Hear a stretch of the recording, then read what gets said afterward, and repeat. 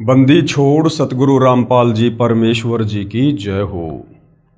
परमपिता परमात्मा सारी सृष्टि के रचनहार कुल मालिक असंख्य ब्रह्मांडों के स्वामी जगत गुरु तीनों लोकों में प्रवेश करके सबका धारण पोषण करने वाले राजाधिराज आत्माधार नाथों के नाथ देवों के देव महादेव सर्वेश्वर महेश्वर मृत्युंजय अजरो अमर आदि अनादि सनातनी प्रभु जगत पिता जगदीश्वर श्री श्री 1008 की उपाधि के वास्तविक अधिकारी अकाल मूर्त सौद स्वरूपी राम वासुदेव सर्वगतम ब्रह्म परम पूज्य प्रथम पूज्य परम संत परम पुरुष परम धनी परम दयालु सत्य कबीर हक्का कबीर अल्लाहु अकबर बाखबर अल्लाह ताला जगत के तारणहार जगत के मुक्तिदाता जगत के जगन्नाथ हारे के सहारे हिंदुओं के राम मुसलमानों के अल्लाह सिखों के वाहिगुरु ईसाइयों के मसीह दया के सागर दयानिधि करुणा के सागर करुणानिधि स्वयंभू परिभू संकट मोचन कष्ट हरण मंगल करण दुख भंजन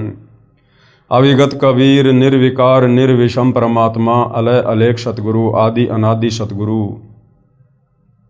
असली मर्यादा पुरुषोत्तम असली राम असली कृष्ण असली घनश्याम असली मुरारी राजाओं के राजा महाराजाओं के महाराजा शहंशाहों के शहंशाह सम्राटों के सम्राट भगवानों के भगवान अल्लाहों के अल्लाह प्रभुओं के प्रभु मसीहाओं के मसीह सच्चे वाहिगुरु बाबाओं के बाबा पीरों के पीर सेठों के सेठ जगत सेठ सावड़सा सेठ सर्वगुण संपन्न अनंत कोटि कलाओं के स्वामी अनंत कोटि ब्रह्मांडों के नायक योगियों में महायोगी ध्यानियों में महाध्यानी सिद्धों में परम सिद्ध ज्ञानियों में तत्वज्ञानी ब्रह्मज्ञानी महाज्ञानी परम ज्ञानी सर्वश्रेष्ठ ज्ञानी विज्ञानी युवा कबीर समर्थ कबीर असमवात अमित ओजा सच्चे रहनुमा करीम अल्लाह सुभान अल्लाह दुनिया के अंतिम पैगंबर 8 सितंबर 1951 से गांव धनाना जिला सोनीपत हरियाणा भारतवर्ष की पावन भूमि पे प्रकट रियल कल की भगवान श्री नारायण साकार हरि श्री बाबा साहेब नूर अनंत परमात्मा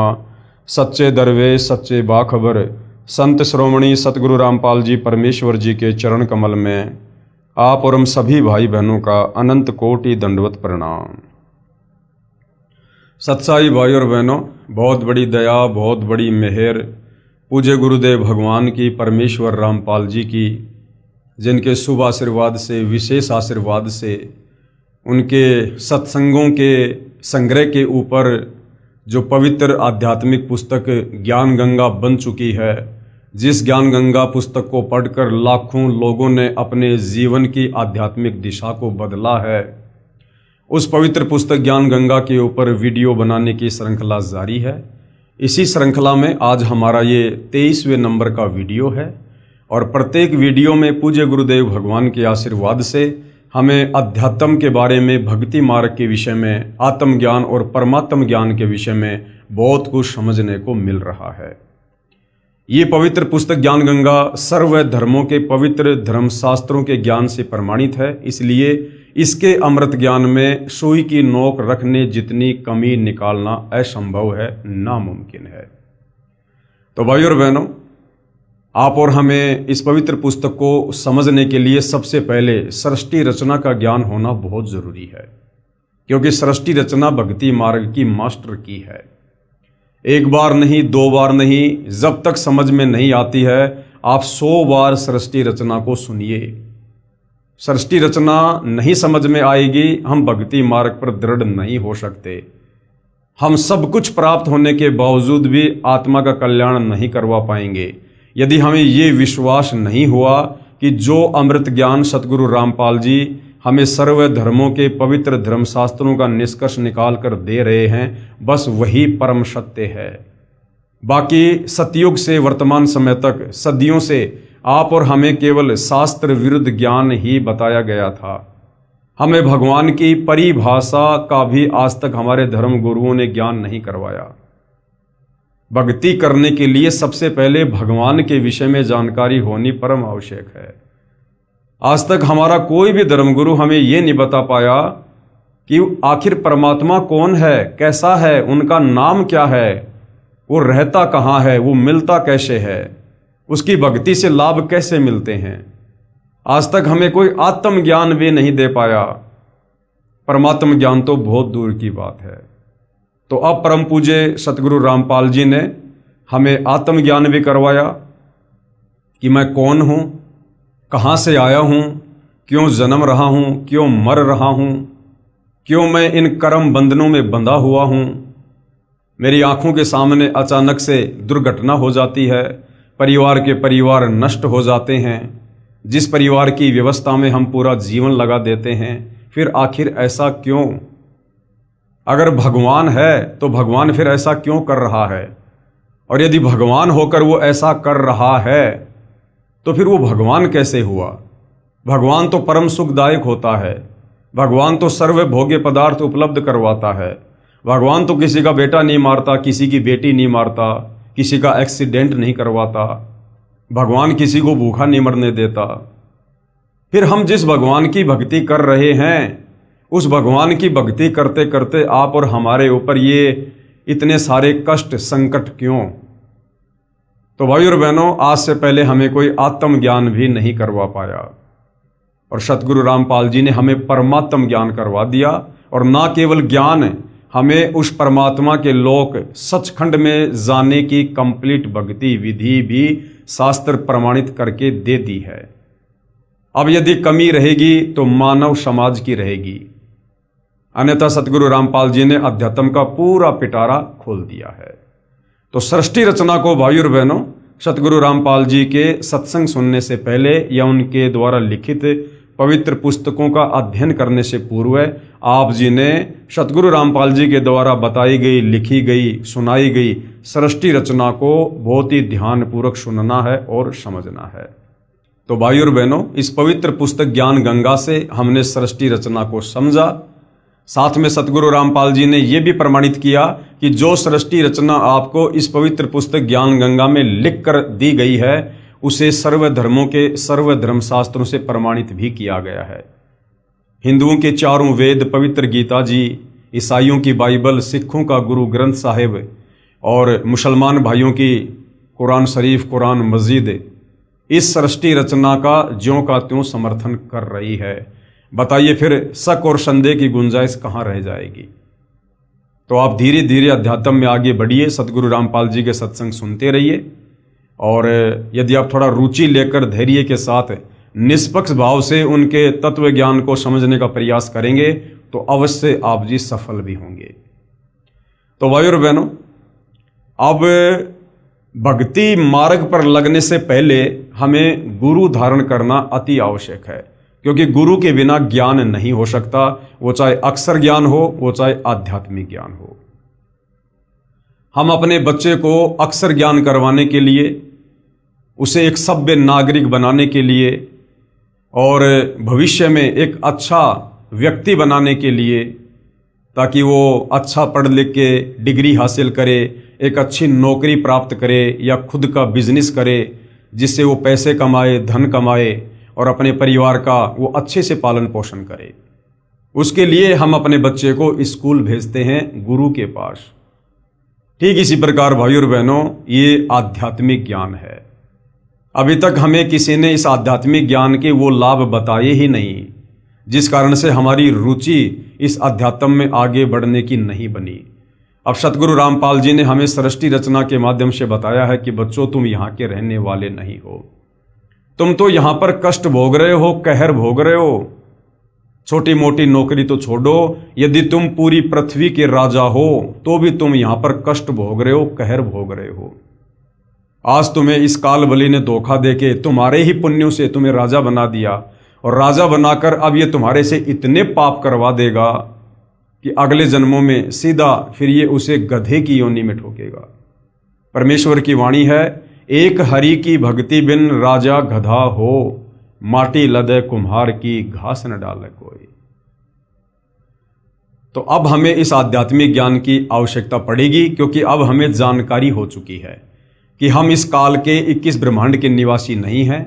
हम सतलोक में रहा करते थे, हम अपनी गलती से इस काल के साथ यहाँ पर सजा भोगने के लिए आ गए हैं, और हम यहाँ युगों युगों से कर्म दंड भोग रहे हैं। हम सतलोक में रहा करते थे, वहाँ पर किसी चीज़ का अभाव नहीं था। सर्व सुविधा हमें कबीर परमेश्वर जी अपने कोटे से दिया करते थे। प्रत्येक वस्तु वहाँ पर निःशुल्क है। वहाँ ना कोई लक 84 योनियों का कष्ट है, ना वहाँ पर नरक में जाना होता है, ना वहाँ पर तपतशिला का कष्ट है, ना वहाँ जन्म और मरण की पीड़ा है, ना वहाँ कोई कार्य करना पड़ता है, ना वहाँ पर कोई लड़ाई झगड़ा, मान मुटाव, राग द्वेष, ईर्ष्या, छल कपट, धोखाधड़ी, मिलावट, काला बाजारी, रिश्वतखोरी, चोरी, जारी, ठगी, वहाँ कुछ भी नहीं है। वो सुख सागर है, वहाँ केवल सुख ही सुख है। और हम वहाँ पर अविनाशी रूप में रहते हैं। हम कभी नहीं मरते, हम कभी भी बूढ़े नहीं होते, किसी चीज़ का अभाव नहीं है। जो हम सुना करते थे दूध, दही, शहद, अमृत जल की नदियाँ, वो सतलोक में बहा करती हैं। तो भाइयों और बहनों, ऐसे सुखमय स्थान को छोड़कर हम अपनी नादानी के चलते इस काल के बहकावे में आकर जब ये सतलोक में तप कर रहा था, हम पतिव्रता पद से नीचे गिरकर इसके ऊपर आसक्त हो गए, जिसकी सजा आज हम यहाँ इसके 21 ब्रह्मांडों में प्राप्त कर रहे हैं। तो जब ये ज्ञान सतगुरु रामपाल जी ने हमें बताया, समझाया, उसके बाद हमारी अध्यात्म में रुचि बनी कि वास्तव में यदि हमने कोई डिग्री हासिल करनी है तो हमने सतलोक की डिग्री हासिल करनी है। यदि वास्तव में हमने कहीं पर जाकर परमानेंट नौकरी करनी है तो सतलोक में करनी है। नौकरी का मतलब सदा सदा के सुख है। तो अब भाइयों और बहनों, मानव समाज की भक्ति मार्ग में रुचि बनेगी, क्योंकि अब हमें सतगुरु रामपाल जी के आशीर्वाद से यथार्थ भक्ति मार्ग मिला है। हमें कोई वास्तव में इस सृष्टि रचना को समझाने वाला मिला है। हमें वास्तव में आज सतगुरु रामपाल जी ने बताया कि भगवान कौन है, कैसा है, कहाँ रहता है और कैसे मिलेगा। वो भगवान तो हमारे पीछे युगों युगों से पड़ा हुआ है, हमें सतलोक ले चलने के लिए। हम अपनी नादानी के चलते उन पर विश्वास नहीं कर पाते हैं, जिस कारण से हम धोखा खा जाते हैं। तो भाई और बहनों, अब हम सबकी रुचि बनेगी, क्योंकि अब हमें सृष्टि रचना का ज्ञान हो चुका है। अब हमें इस काल के 21 ब्रह्मांडों की रचना का ज्ञान हो चुका है कि क्यों इसने ब्रह्मा विष्णु महेश को एक एक गुण युक्त करके आप और हमें यहाँ पर अपने जाल में फंसा रखा है। इसको प्रतिदिन 1 लाख मानव शरीरधारी आत्माओं के सूक्ष्म शरीर से निकली वासना खानी पड़ती है, जिस कारण से ये हमें अपने भोजन के रूप में यहाँ पर पैदा करवाता है और हम इसी प्रकार से अपना कर्मदंड भोगते रहते हैं। तो भाई और बहनों, ज्ञान से भय होता है और भय से फिर इस भक्ति में रुचि बनती है। इसलिए अब पूरे विश्व का मानव समाज आने वाले समय में सतगुरु रामपाल जी की शरण में होगा और सभी लोग भक्ति करके अपनी आत्मा का कल्याण करवाएंगे। तो भाई और बहनों, अध्यात्म में सबसे पहले गुरु होना अति आवश्यक है।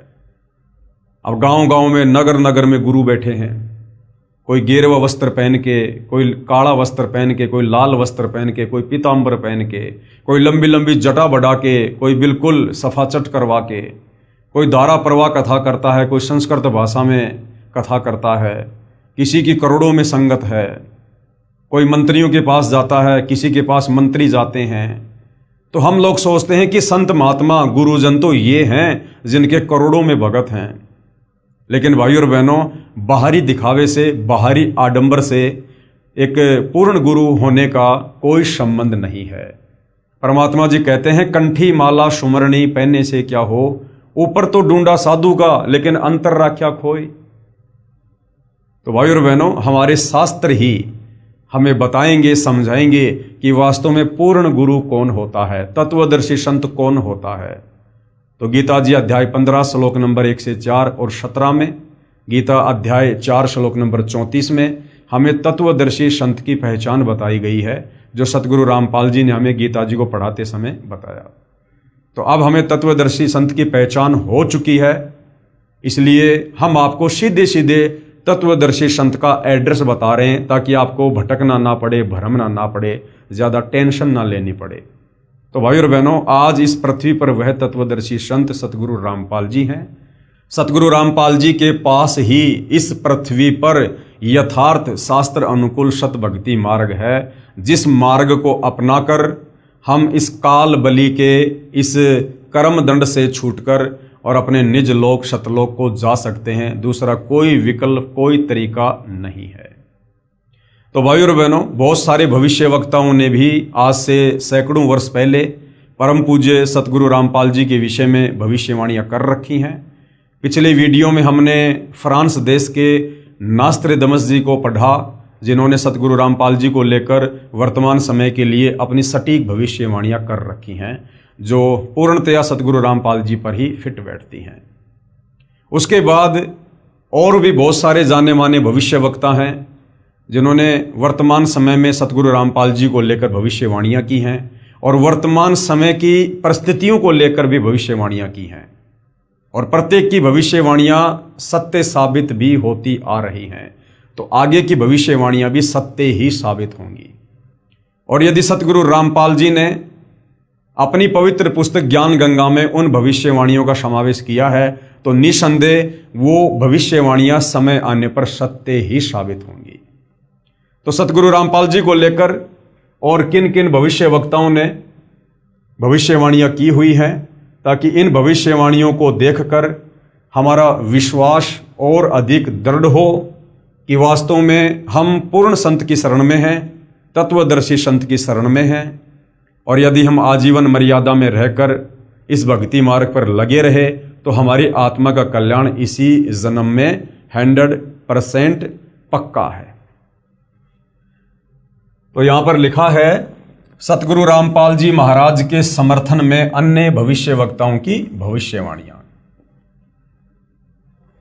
इंग्लैंड के ज्योतिषी कीरो ने सन 1925 में लिखी पुस्तक में भविष्यवाणी की है, 20वीं सदी अर्थात सन 2000 ईस्वी के उत्तरार्ध में, यानी सन 1950 के पश्चात उत्पन्न संत ही विश्व में एक नई सभ्यता लाएगा।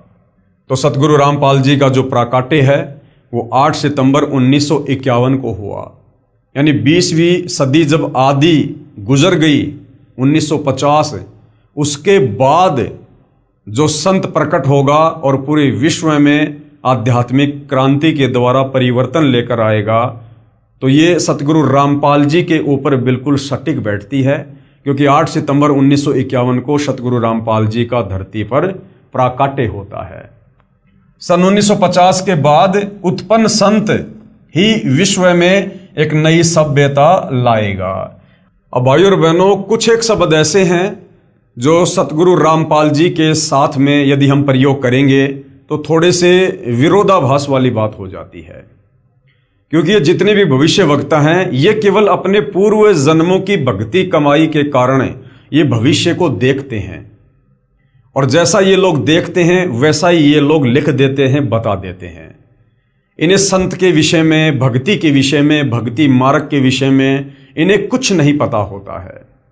ये केवल उतना ही बताते हैं जितना ये लोग देखते हैं। तो यहाँ पर बार बार जो सतगुरु रामपाल जी के नाम के साथ में उत्पन्न होना या फिर जन्म लेना, इस प्रकार के जो शब्द प्रयोग होते हैं, ये शब्द उचित नहीं है। आप और हमें अब ज्ञान हो चुका है, बातें समझ में आ चुकी हैं कि सतगुरु रामपाल जी स्वयं सतलोक से चलकर इस धरती पर प्रकट हुए हैं। ये स्वयं जगत के तारणहार हैं, सर्व सृष्टि के रचनहार हैं। ये स्वयं ही कबीर परमेश्वर हैं, क्योंकि कबीर परमेश्वर जी के अलावा इस काल के 21 ब्रह्मांड में सृष्टि रचना के विषय में कोई नहीं बता सकता है। इस काल, दुर्गा और ब्रह्मा विष्णु महेश की उत्पत्ति के विषय में उस कबीर परमेश्वर जी के अलावा इस 21 ब्रह्मांड में और कोई नहीं बता सकता है। सत्संग इस 21 ब्रह्मांड में पूर्ण परमेश्वर कबीर जी के अलावा और कोई भी नहीं कर सकता है। बाकी लोग कहते जरूर हैं कि हम सत्संग करते हैं, लेकिन वो यथार्थता नहीं है, उनमें सत्यता नहीं है। और तत्वदर्शी संत की भूमिका केवल कबीर परमात्मा जी ही निभाते हैं। और वो कबीर परमात्मा जब यहाँ पर सतगुरु रूप में प्रकट होता है तो वो किसी माँ के गर्भ से जन्म लेकर नहीं आता है। ना सतगुरु जननी जने जाके माना बाप, पिंड ब्रह्मण से रहित है ना वहां तीनों ताप। सतगुरु कभी भी जननी से जन्म नहीं लेता है। अब भाइयों और बहनों, परिस्थितियों के अनुसार, देश काल और परिस्थितियों के अनुसार ये कबीर परमात्मा कुछ भी लीला कर सकते हैं। हमारी चरम दृष्टि को धोखा देते हुए, इस काल बलि को धोखा देते हुए ये परमात्मा वर्तमान समय 8 सितंबर 1951 को हुए तो हैं प्रकट, लेकिन लीला ऐसी अजब गजब करते हैं कि जैसे उनका मां के गर्भ से जन्म हुआ है। ये भाइयों और बहनों बहुत ही एक लंबा विषय है। इसके ऊपर दास बहुत सारे वीडियो बना चुका है। आप जी सोशल मीडिया पर देख सकते हैं कि सतगुरु रामपाल जी का जन्म हुआ है या फिर वे प्रकट हुए हैं। आपको भली भांति समझ में आ जाएगा। तो ये भविष्य वक्ता जैसा देखते हैं, यानी जितना इनकी बुद्धि काम करती है, ये केवल उतना ही बता सकते हैं। तो क्या कहा गया है, 20वीं सदी अर्थात सन 2000 ईस्वी के उत्तरार्ध में सन 1950 के पश्चात उत्पन्न संत ही विश्व में एक नई सभ्यता लाएगा, जो कि सतगुरु रामपाल जी के लिए इशारा है, जो संपूर्ण विश्व में फैल जाएगी। भारत का वह एक व्यक्ति, अब देखिए सतगुरु रामपाल जी व्यक्ति नहीं है। अब दिखाई जरूर एक व्यक्ति की बातें दे रहे हैं, दिखाई जरूर एक साधारण से आदमी या संत की तरह दिखाई दे रहे हैं, लेकिन इनका जो व्यक्तित्व है वो पिछली भविष्यवाणी में नास्त्रदमस जी ने बता दिया कि वो तेज पुंज का धनी होगा। उसका जो व्यक्तित्व है वो तेज पुंज का होगा। अब एक होता है तेज पुंज यानी नूरी शरीर, और एक होता है 5 तत्व का शरीर। जैसे आप और हमारा ये 5 तत्व से बना शरीर है, हाड़ मांस साम लार टट्टी पेशाब थूक। और जो नूरी शरीर होता है वो पारदर्शी होता है। जैसे कबीर परमेश्वर जी के विषय में वेदों में कहा गया है कि कबीर मनीषी परिभू शुक्रम अकायम ऐसा नावीरम, कि उसका जो शरीर है वो माता पिता के सहयोग से नहीं होगा, वो नाड़ियों के सहयोग से नहीं होगा, हाड़ मांस का नहीं होगा। तो भाइयों और बहनों, जैसा इस काललोक की व्यवस्था है, उस व्यवस्था के अनुसार परमेश्वर आप और हमें ये आध्यात्मिक ज्ञान समझाने के लिए एक आम व्यक्ति बनकर, एक आम संत बनकर भूमिका करते हैं। परंतु असल में जिस दिन हमारी आध्यात्मिक चेतना जागृत होगी, हम पूर्ण संत की परिभाषा से, तत्वदर्शी संत की परिभाषा से परिचित होंगे, तब हमें पता चलेगा कि वास्तव में सतगुरु रामपाल जी कौन हैं और वो जन्म लेते हैं या फिर वे प्रकट होते हैं, जो संपूर्ण विश्व में फैल जाएगी। भारत का वह व्यक्ति सारे संसार में ज्ञान क्रांति ला देगा। उसके बाद में भविष्य वक्ता श्री वेजिलेटिन के अनुसार 20वीं सदी के उत्तरार्ध में यानी 1950 के बाद में विश्व में आपसी प्रेम का अभाव, मानवता का हास यानी गिरावट और माया की संग्रह की दौड़ यानी दुनिया केवल पैसा पैसा लूटना चाहेगी, लूट व राजनेताओं का अन्यायी हो जाना आदि आदि बहुत से उत्पात देखने को मिलेंगे और बखूबी देखने को मिल भी रहे हैं। जैसा भविष्यवाणी में लिखा है सन 1950 के बाद वैसा ही होता आया है। परंतु भारत से उत्पन्न हुई शांति, अब भारत से शांति कैसे उत्पन्न होगी? एक बार तो पूरे विश्व में आने वाले समय में अशांति होगी, क्योंकि हम युग परिवर्तन के दौर में हैं। हम वर्तमान में मई 2026 में ये वीडियो बना रहे हैं और 2028 का जो समय है वो युग परिवर्तन का निर्धारित समय है। और आगे आप जी भविष्यवाणी में पढ़ोगे कि युग परिवर्तन प्रकृति का अटल नियम है। तो एक बार तो भाइयों और बहनों अशांति आएगी, लेकिन उसके बाद सतगुरु रामपाल जी के आशीर्वाद से पूरे विश्व में जो शांति आएगी वो हजारों साल तक स्थिर रहेगी। परंतु भारत से उत्पन्न हुई शांति भ्रातृत्व भाव पर आधारित नई सभ्यता संसार में देश प्रांत और जाति की सीमाएं तोड़कर विश्व भर में अमन व चैन उत्पन्न कर देगी। यानी सतगुरु रामपाल जी के तत्व ज्ञान के प्रभाव से आने वाले समय में युग परिवर्तन के बाद जितनी अच्छी आत्माएं धरती पर बचेंगी वे सभी आत्माएं सतगुरु रामपाल जी की शरण में होंगी। और सतगुरु रामपाल जी का नारा है कि जीव हमारी जाति है, मानव धर्म हमारा, हिंदू मुस्लिम सिख ईसाई धर्म नहीं कोई न्यारा। केवल पूरी पृथ्वी पर एक आदि सनातन धर्म रह जाएगा। तो उसके बाद में आपसी भाईचारा, प्रेम भाव, शांति, ये जाति और धर्म की दीवारें ढहा दी जाएंगी। सबको अपनी औकात का, अपनी हैसियत का पता चल जाएगा कि हम तो जीव संज्ञा में हैं, चाहे देश का प्रधानमंत्री क्यों ना है। अगर कल को लकवा मार गया, 2 कोड़ी का जीव है। इस काल ने जबरदस्ती हमारे अंदर गुब्बारे की तरह हवा भरा के आसमान में छोड़ रखा है। अंदर से हम बिल्कुल खाली हैं, कुछ लेना देना नहीं है। आज प्रधानमंत्री हैं, भक्ति नहीं की, कल को गधा बना के छोड़ देगा। तो इस ज्ञान से लोगों को पता चलेगा कि हम क्यों माया की दौड़ में भाग रहे हैं। हमने सब कुछ यहीं छोड़ के चले जाना है। ना कोई लेके आया, ना कोई लेके जाएगा। नंगे आए थे, नंगे जाएंगे। तो हमें ये आध्यात्मिक ज्ञान से पता चलेगा कि हमने तो यहां पर मनुष्य जन्म प्राप्त करके, पूर्ण संत की खोज करके अपनी आत्मा का कल्याण करवाना चाहिए था, ताकि हम गधे कुत्ते सूअर बनने से बचें, नरक में जाकर पीड़ा भोगने से बचें, तपस्या के कष्ट से बचें, जन्म मरण और बुढ़ापे की पीड़ाओं से हम बचें। लेकिन आध्यात्मिक ज्ञान के अभाव से आप और हम यहाँ पर केवल धन जोड़ना, बड़ी बड़ी नौकरी प्राप्त करना, राजनीतिक ये पद प्राप्त करना, समाज में मान बढ़ाई, अहंकार और दिखावे में आकर बहुत बड़ा आदमी बनने की चाहत मन में रखना, हम केवल इन चीजों में उलझ कर रह गए काल प्रेरणा से। अब सतगुरु रामपाल जी ने हमें भक्ति मार्ग से जोड़कर, हमें आध्यात्मिक ज्ञान से परिचित करवाकर, आत्म और परमात्म ज्ञान से रूबरू करवाकर अब हमारी आंखें खोल दी हैं, जो आंखें हमारी इस काल ने बंद कर रखी थी। तो अब इस ज्ञान के प्रभाव से आने वाले समय में, वर्तमान में जो हाहाकार देश और दुनिया में मचा हुआ है, वो धीरे धीरे समाप्त होगा और एक लंबी शांति उत्पन्न होगी, विश्व भर में अमन व चैन उत्पन्न करेगी। उसके बाद में अमेरिका की महिला भविष्यवक्ता है जीन डिक्सन। इनके अनुसार 20वीं सदी के अंत से पहले, यानी सन 2001 से पहले, विश्व में एक घोर हाहाकार तथा मानवता का संहार होगा। वैचारिक युद्ध के बाद आध्यात्मिकता पर आधारित एक नई सभ्यता संभवतः भारत के ग्रामीण परिवार के व्यक्ति के नेतृत्व में जमेगी और संसार से युद्ध को सदा सदा के लिए विदा कर देगी।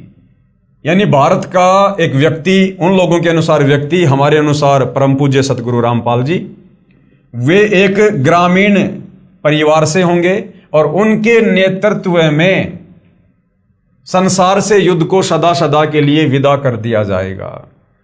तो सन 2028 के बाद धीरे धीरे जो विश्व में फिर से शांति की स्थापना होनी शुरू होगी और जब सतगुरु रामपाल जी का ज्ञान सर्वत्र फैल जाएगा, सब उनके अनुयायी होंगे और पूरे विश्व की सत्ता, पूरे विश्व की बागडोर कुछ समय के लिए सतगुरु रामपाल जी के हाथों में होगी और वापस सतलोक जाने से पहले सतगुरु रामपाल जी पूरे विश्व में शांति और भाईचारे का माहौल पैदा करके जाएंगे। नंबर 4, अमेरिका के श्री एंडरसन के अनुसार 20वीं सदी के अंत से पहले या 21वीं सदी के प्रथम दशक में, यानी 2010 तक विश्व में असभ्यता का नंगा तांडव होगा। और हम देख भी रहे हैं भाई और बहनों, इस बीच भारत के एक देहात का एक धार्मिक व्यक्ति, यानी भारत के गांव में रहने वाला, इन लोगों के अनुसार व्यक्ति और हमारे अनुसार परम पूज्य सतगुरु रामपाल जी, एक मानव, एक भाषा और एक झंडा की रूपरेखा का संविधान बनाकर संसार को सदाचार, उदारता, मानवीय सेवा व प्यार का सबक देगा। एक मानव, यानी सबको पता चलेगा कि हमारा एक ही धर्म है, मानव धर्म। जीव हमारी जाति है, मानव धर्म हमारा, हिंदू मुस्लिम सिख ईसाई धर्म नहीं कोई न्यारा। एक आदि सनातन धर्म होगा, अर्थात सबका मानव धर्म होगा। तो सतगुरु रामपाल जी सबको एक सूत्र में जोड़कर जाएंगे। ये धर्म की दीवारों को ढहा दिया जाएगा और सब एक अच्छे मानव की भूमिका निभाएंगे। लोगों में मानवता होगी, इंसानियत होगी, सदाचारी होंगे। तो एक मानव यानी सबका एक मानव धर्म होगा। एक भाषा, सतगुरु रामपाल जी हमें जो तत्व ज्ञान दे रहे हैं, ये तत्व ज्ञान पूरे विश्व की भाषा होगी, अर्थात पूरा विश्व सतगुरु रामपाल जी के बताए अनुसार भक्ति करेगा। और एक झंडे का मतलब है पूरे विश्व में सतगुरु रामपाल जी का ही साम्राज्य होगा। यह है मसीहा।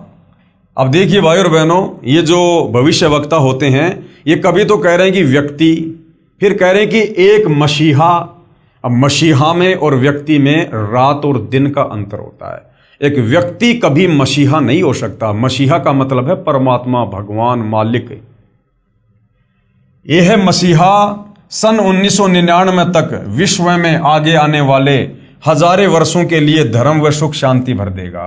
यानी सन 1994 से और सन 1999 तक सतगुरु रामपाल जी ने जो सत्संग किए हैं, करोथा के सत्संग हैं, जींद के सत्संग हैं, काठमंडी के सत्संग हैं, रोहतक वाले सत्संग हैं, यानी गांव गांव जाकर सतगुरु रामपाल जी ने आदरणीय गरीबदास जी के सदग्रंथ साहिब को आधार बनाकर जो सत्संग किए हैं, उन सत्संगों को सुनकर आने वाले समय में पूरा विश्व इस आध्यात्मिक ज्ञान से परिचित होगा। क्योंकि सतगुरु रामपाल जी ने शुरुआत में जो सत्संग किए हैं वो पांचवें वेद, सूक्ष्म वेद को आधार बनाकर सत्संग किए हैं। यानी वास्तव में जिनको हम सत्संग कह सकते हैं, वास्तव में जो आत्मा की खुराक है, वो सन 1994 से लेकर सन 1999 तक सतगुरु रामपाल जी के द्वारा किए गए सत्संग हैं। उसके बाद में सन 1999 में सतलोक आश्रम करोथा की शुरुआत करके सतगुरु रामपाल जी ने 2014 तक केवल ज्यादातर हमें धर्मशास्त्रों से प्रमाणित करके इस ज्ञान को समझाया है। जैसे गीता जी को दिखाना, चारों वेदों को दिखाना, कुरान शरीफ को दिखाना, कुरान मस्जिद को दिखाना, तौरेत, जबूर, इंजिल को दिखाना, बाइबल को दिखाना, गुरु ग्रंथ साहिब को दिखाना, अन्य साधु संत महात्माओं के आधे अधूरे ज्ञान की पुस्तकों को दिखाना। तो सन 2000 से 2014 तक तो सतगुरु रामपाल जी ने आप और हमें समझाने के लिए कि जो ज्ञान उन्होंने सन 1994 से 1999 तक कहा है, पांचवें वेद, सूक्ष्म वेद को आधार बनाकर, वो परम सत्य है। हमें उस पर विश्वास करवाने के लिए उन्होंने ये हमारे धर्मशास्त्र दिखाए कि भाई तुम्हें जो ज्ञान दिया जा रहा है ये ज्ञान तुम्हारे ही धर्म की पवित्र पुस्तकों से प्रमाणित है, तुम विश्वास करो। तो सन 1994 से 1999 तक जो सत्संग सतगुरु रामपाल जी ने पांचवें वेद, सूक्ष्म वेद को आधार बनाकर किए हैं, इन सत्संगों को सुनकर ये आत्मा जागृत होगी। नंबर 5, हॉलैंड के भविष्य दृष्टा श्री गेरार्ड क्राइसे के अनुसार 20वीं सदी के अंत से पहले यानी सन 2000 से पहले या 21वीं सदी के प्रथम दशक में यानी 2010 तक भयंकर युद्ध के कारण कई देशों का अस्तित्व ही मिट जाएगा। अब देखिए भाइयों और बहनों, ये भविष्यवाणियां हैं। ये भविष्य वक्ता केवल उतना ही बता सकते हैं जितना वो देखते हैं। अब वो जो देख रहे हैं उसको आगे बढ़ाना, कम करना, ये फिर परमात्मा के हाथ में है। सतगुरु जो चाहे सो कर ही, 14 कोटि दूत यम डर ही, ओत भूत जम त्रास निवारे और चित्र गुप्त के कागज पाड़े। कहते मासा घटे न तिल बदे विधाता लिखे जो लेख। ये भविष्य वक्ता जो बता रहे हैं ये विधाता का लिखा हुआ लेख था। मासा घटे न तिल बदे विधाता लिखे जो लेख, पर साचा सतगुरु मेट कर ऊपर मार दे मेख। ये सन 2012 में ये विश्व युद्ध होना था, अनेक देशों का अस्तित्व मिट जाना था। भाइयों और बहनों, यदि आप लोगों को याद हो तो थोड़ा सा विचार कीजिए। दास का जन्म सन 1984 में हुआ और सन 1999 का समय आते आते हम सुना करते थे, बड़े जोर शोरों से भविष्यवाणियां थी, हर तरफ चर्चा थी कि 1999 में जो है दुनिया खत्म हो जाएगी, दुनिया खत्म हो जाएगी। भाइयों और बहनों, 1999 में दुनिया खत्म होनी थी, क्योंकि 1999 में तीसरा विश्व युद्ध होना था। लेकिन धरती पर सतगुरु रामपाल जी के रूप में वो परम शक्ति भी प्रकट हो चुकी थी। और सन 1994 से सतगुरु रामपाल जी ने ये आध्यात्मिक ज्ञान आगे देना शुरू किया। और इतने कम समय में 1994 से लेकर 1999 तक इस ज्ञान को पूरे विश्व में नहीं फैलाया जा सकता था। इसलिए सतगुरु रामपाल जी ने उस समय को आगे बढ़ाया कि इस ज्ञान को और ज्यादा फैलाया जाए, आत्माएं इस ज्ञान को सुनकर समझकर तत्वदर्शी संत की शरण में आकर अपना बचाव करें, अपने परिवार का बचाव करें। इस समय को बढ़ाया गया सन 2012 तक। और जब सन 2012 आया, उस समय फिर से पूरे विश्व में यही चर्चा थी कि 2012 में दुनिया खत्म होगी, दुनिया तबाह हो जाएगी। लेकिन 2012 तक भी सतगुरु रामपाल जी ने देखा कि जिस स्पीड से यह ज्ञान पूरे विश्व में जाना था, अभी तक नहीं जा पाया है। अभी तक उनकी पुण्यात्माओं तक यह ज्ञान नहीं पहुंच पाया है। इसलिए भाइयों और बहनों, समय को बढ़ाना या घटाना यह परम संत के हाथ में होता है। समय की चाबी परम संत के हाथ में होती है। 21 ब्रह्मांड का रिमोट परम संत के हाथ में है। अब वर्तमान में सतगुरु रामपाल जी के हाथों में है। तो सन 2012 वाले समय को भी सतगुरु रामपाल जी ने आगे बढ़ाया। और अब भाइयों और बहनों, सतगुरु रामपाल जी ने अपने द्वारा लिखित पवित्र पुस्तक ज्ञान गंगा में वो समय भी निर्धारित कर दिया है कि उसके बाद कोई समय नहीं बढ़ेगा। युग परिवर्तन का समय 2028 निर्धारित कर दिया जा चुका है। आप जी आगे नास्त्रदमस की भविष्यवाणी में अपनी आंखों से देखेंगे। तो अब भाइयों और बहनों, 2028 के बाद किसी को समय नहीं मिलेगा, कोई चांस नहीं मिलेगा। इसलिए आप लोगों तक ये ज्ञान पहुंचाने के लिए दिन रात सतगुरु रामपाल जी भी प्रयास कर रहे हैं और उनके आशीर्वाद से हमारे जैसे तुच्छ दास भी इस सेवा में लगे हुए हैं। तो हमारी प्रार्थना है भाइयों और बहनों कि आप जी परम संत सतगुरु रामपाल जी के सत्संग यूट्यूब पर सुनिए और उनके ज्ञान को सुनकर, क्योंकि समय बहुत कम है, ज्यादा नहीं है। कब और किस समय यहां पर क्या घटना घटित हो जाएगी अब कोई भरोसा नहीं है, क्योंकि हम मई 2026 में जी रहे हैं और 2028 युग परिवर्तन का निर्धारित समय है। यानी मात्र हमारे पास में मान के चलिए 16 महीने हैं। इसलिए आप जी अविलंब इस ज्ञान को सुनकर समझकर सतगुरु रामपाल जी के चरणों में नतमस्तक हो जाइए। तो यहां पर जो सन 2010 के आसपास में भयंकर युद्ध की जो बात की जा रही है कि जिसके चलते कई देशों का अस्तित्व ही मिट जाएगा, ये वास्तव में ऐसा ही होना था।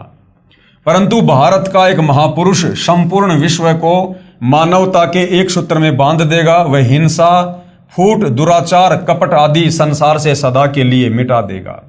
देखो भाइयों और बहनों, ये इस प्रकार के युद्ध क्यों होते हैं? ये इस प्रकार के बड़े बड़े युद्ध क्यों होते हैं? इतनी बड़े स्तर पर जनहानि और ये मानव हानि क्यों होती है? क्योंकि जब इस पृथ्वी पर पाप आवश्यकता से ज्यादा बढ़ जाता है, उस समय यहां पर इस प्रकार के कहर टूटते हैं, कष्ट आते हैं देश दुनिया पर। और जब जब ये युद्ध हुए हैं इस प्रकार के, जैसे त्रेता युग में राम रावण युद्ध हुआ, करोड़ों लोग मारे गए। द्वापर में महाभारत हुआ, 18 करोड़ लोग मारे गए। 56 करोड़ यादव आपस में कट कट के दुर्वासा ऋषि के श्राप के कारण मिट गए। क्यों हुआ? क्योंकि उस दौरान पृथ्वी पर पाप कर्म का दबाव ज्यादा हो गया था। तो भाइयों और बहनों, ये जो वर्तमान का समय है, इस समय इस पृथ्वी पर पाप कर्मों का दबाव बहुत ज्यादा है। और ये पाप कर्मों का दबाव वर्तमान में इतना ज्यादा हो गया था कि 1999 में भयंकर युद्ध होना था और कई देशों का अस्तित्व समाप्त हो जाना था। लेकिन कारण आपको बता दिया गया है कि सतगुरु रामपाल जी के आशीर्वाद से यह समय आगे बढ़ाया गया है। और भाइयों और बहनों, आगे समय क्यों बढ़ा है उसका भी एक रीजन होता है। जब यहां पाप कर्म बढ़ता है तो इस प्रकार की परिस्थितियां पैदा होती हैं, और जब यहां पर धर्म कर्म ज्यादा बढ़ जाता है, जब पुण्य ज्यादा बढ़ जाते हैं, तो पाप के ऊपर लगाम लग जाती है। तो सतगुरु रामपाल जी ने सन 1994 से जो सत भक्ति की शुरुआत हम आत्माओं से करवाई है, उसके बाद सतगुरु रामपाल जी ने हमें घर घर पर 5 यज्ञ करने के निर्देश दिए हैं। एक यज्ञ है ज्ञान की, दूजी यज्ञ है ध्यान, तीजी यज्ञ है हवन की, चौथी यज्ञ प्रणाम और 5वीं यज्ञ है धर्म भंडारे। तो ये 5 यज्ञ लगभग 20-25 वर्षों से, सन 1994 से सतगुरु रामपाल जी के भक्तों के द्वारा घर घर में किए जा रहे हैं। और ये यज्ञ इतनी जबरदस्त है कि इनका जो प्रतिफल है वो बहुत ही ज्यादा है। साथ में सतगुरु रामपाल जी ने हमें जो शत भक्ति मंत्र दिए हैं वो शास्त्रों से प्रमाणित हैं। उन थोड़े से मंत्रों के जाप से बहुत ज्यादा लाभ साधक को मिलता है और आसपास का जो वातावरण है वो भी शांतिमय बनता है। जिस प्रकार भाइयों और बहनों, मान लीजिए मेरे घर में हलवा बन रहा है, ठीक है, हलवा मेरे घर में बन रहा है तो हलवा तो मैं खाऊंगा, विशेष लाभ तो मैं ही प्राप्त करूंगा, परंतु महक पड़ोसी के घर में भी जाएगी और हलवे की महक बड़ी अच्छी होती है। हलवे की महक को लेकर पड़ोसी भी प्रसन्न होता है, आनंदित होता है।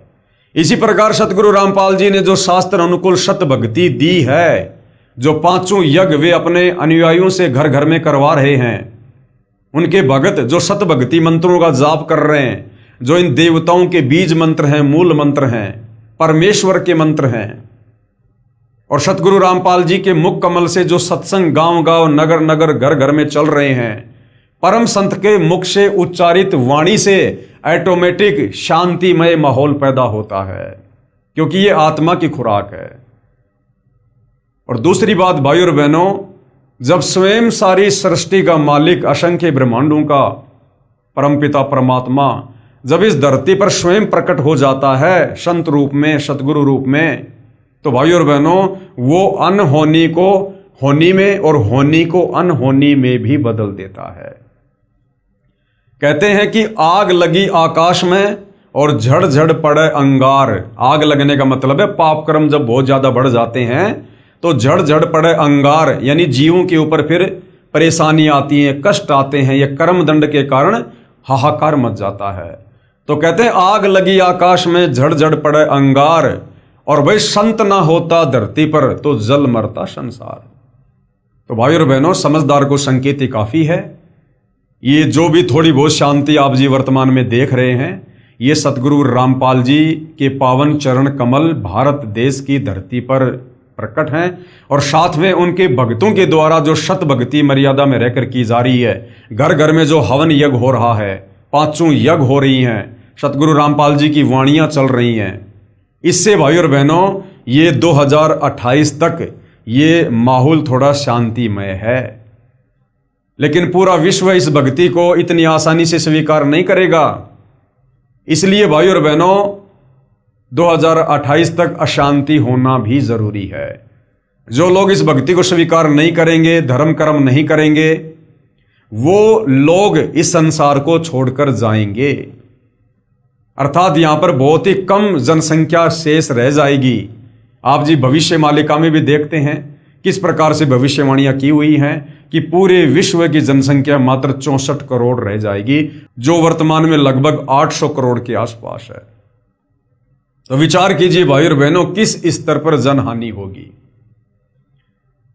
अब भाई और बहनों हम ये भी नहीं कह सकते कि मात्र 64 करोड़ ही बचेंगे, क्योंकि परमात्मा स्वयं धरती पर सतगुरु रामपाल जी के रूप में प्रकट हैं, और ये परमात्मा कुछ भी कर सकता है।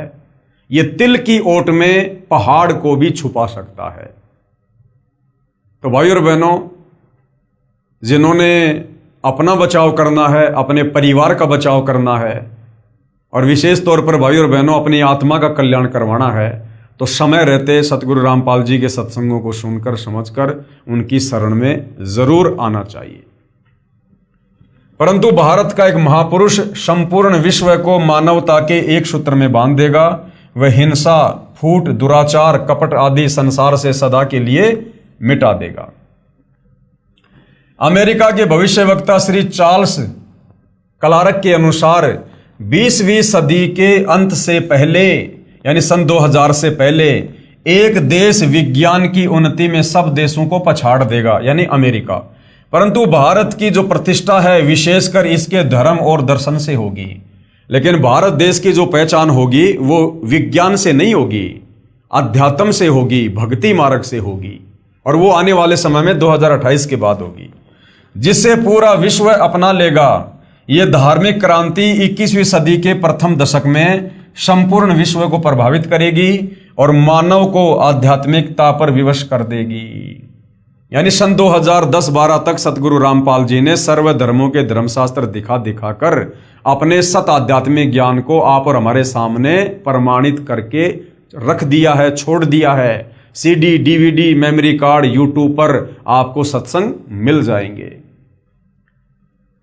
नंबर 7, हंगरी की महिला ज्योतिषी बोरिस्का के अनुसार सन 2000 ईस्वी से पहले उग्र परिस्थितियों, हत्या और लूटमार के बीच ही मानवीय सद्गुणों का विकास एक भारतीय फरिश्ते के द्वारा भौतिकतावाद से सफल संघर्ष के फलस्वरूप होगा, जो चिरस्थायी रहेगा। इस आध्यात्मिक व्यक्ति के बड़ी संख्या में छोटे छोटे लोग ही अनुयायी बनकर भौतिकतावाद को आध्यात्मिकता में बदल देंगे। इस आध्यात्मिक महापुरुष के व्यक्ति की जगह महापुरुष, इस आध्यात्मिक महापुरुष के बड़ी संख्या में छोटे छोटे लोग ही अनुयायी बनकर, छोटे छोटे लोग का मतलब है जो मीडियम क्लास से होंगे, जो बहुत ज़्यादा कोई राजनीतिक कोई पदों पे नहीं होगा, बहुत बड़ा कोई सेठ नहीं होगा, साहूकार नहीं होगा, जो बेचारे अपनी मेहनत मजदूरी, अपनी कोई किसानी करके, छोटा मोटा रोजगार करके अपना जीवन यापन जो कर रहे हैं, वो लोग सबसे पहले सतगुरु रामपाल जी की शरण में आएंगे। उन लोगों को यहाँ पर छोटे छोटे लोग कहा गया है। तो वो क्या करेंगे? भौतिकतावाद को त्याग कर आध्यात्मिकता में वो सबसे पहले अपने आप को ढालेंगे।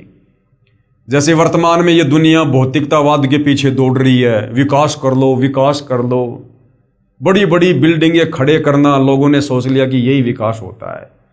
लंबी लंबी सड़कें बना बना के छोड़ देना, लोगों ने सोच लिया बस इसी का नाम विकास है। अरे भैया, कल को 2 साल अगर बरसात नहीं हुई, ये दुनिया खाने के दाने के लिए तरसेगी। वो बिल्डिंगें नहीं देंगी, वो परमाणु बम नहीं देंगे, ये लंबी लंबी रोडें हमें खाने को नहीं देंगी। असल में विकास करना चाहिए था इंसान को अपनी इंसानियत का, अपनी मानवता का। और हम विकास समझ रहे हैं इस विज्ञान के माध्यम से जो आविष्कार कर लिए, भौतिक सुख सुविधा के साधन बना लिए, हम इनको विकास की संज्ञा दे रहे हैं। लेकिन कब तक? जब तक हमें आध्यात्मिक ज्ञान नहीं होगा। तो सतगुरु रामपाल जी के जो अनुयायी होंगे वो भौतिकतावाद से दूर हटेंगे और वो आध्यात्मिकतावाद में ज्यादा आगे बढ़ेंगे।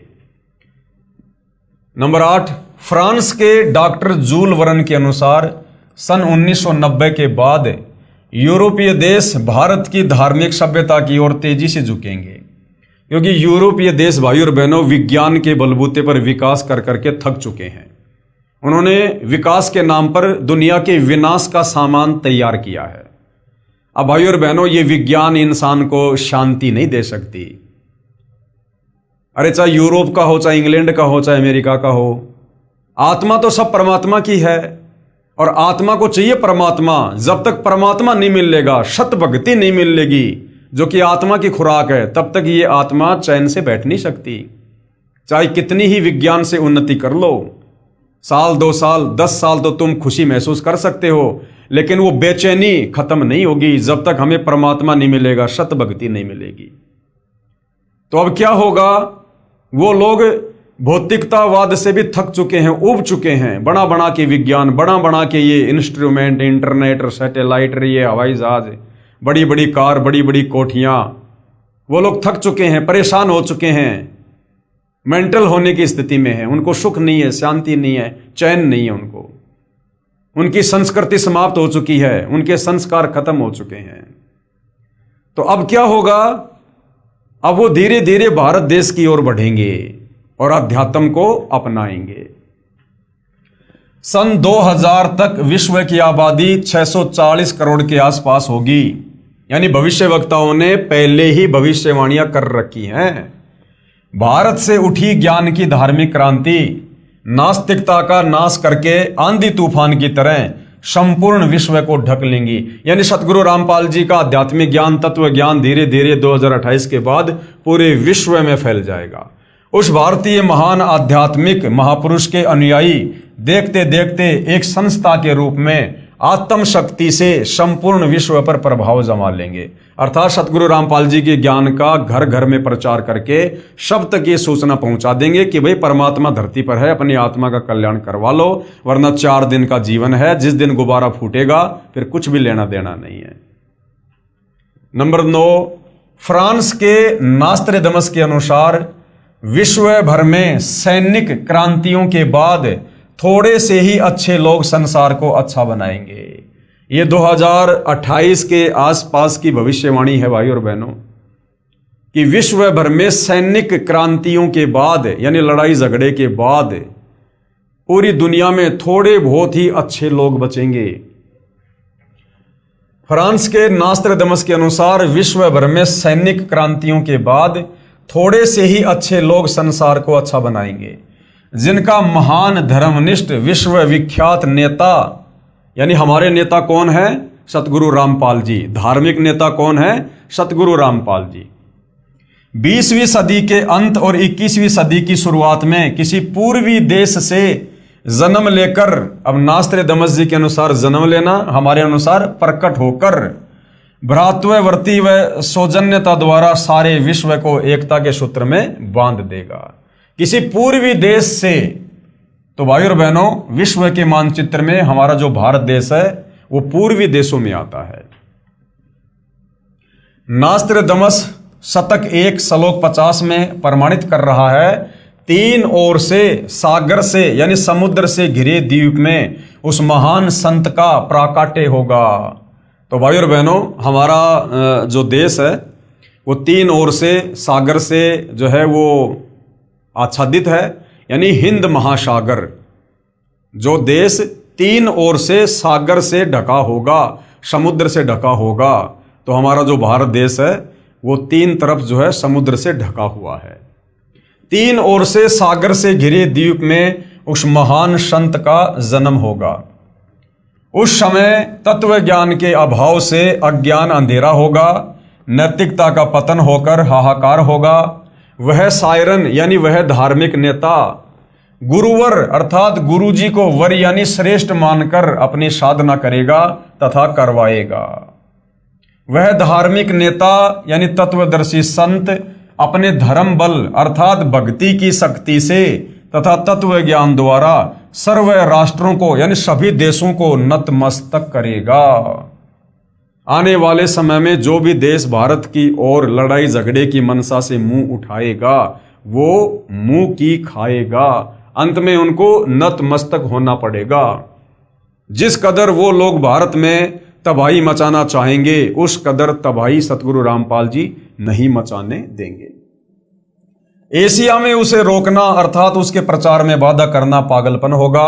शतक 1 50 सेंचुरी कन्ना 50। आगे हैं 10 नंबर। इजराइल के प्रोफेसर हरार के अनुसार भारत देश का एक दिव्य महापुरुष, अब देखिए कोई तो कह रहा है दिव्य महापुरुष, कोई कह रहा है व्यक्ति, कोई कह रहा है मसीहा, कोई कहता है धार्मिक नेता। तो ये भविष्य वक्ता भाई और बहनों, कुछ तो इनको भविष्य के जो है दर्शन होते हैं, कुछ फिर ये अपनी थोड़ी बहुत अटकलबाजी लगा देते हैं, क्योंकि ये बेचारे आध्यात्मिक ज्ञान से अपरिचित होते हैं, जिस कारण से इनको नहीं पता होता है कि परमात्मा प्रकट होता है या जन्म लेता है या परमात्मा कौन है कैसा है, इनको नहीं पता होता है।